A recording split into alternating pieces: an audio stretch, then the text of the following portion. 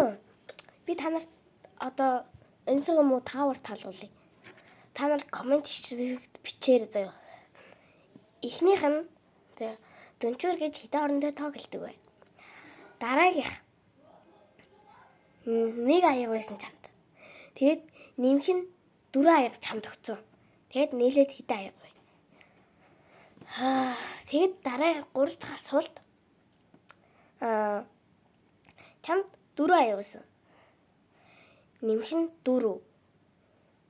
Би чамд дахиад 4 аягийг өгсөн. Тэнцвэх хэд вэ? Тэгээд ямар асуулт вэ? За. Чи ингээд 3 аяг тавилаа.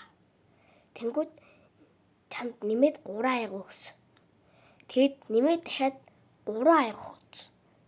Нэмээд дахиад 3 аяг өгсөн. Тэнцүү хэд вэ? За, комент хэсэг бичээрэй. Баяртай.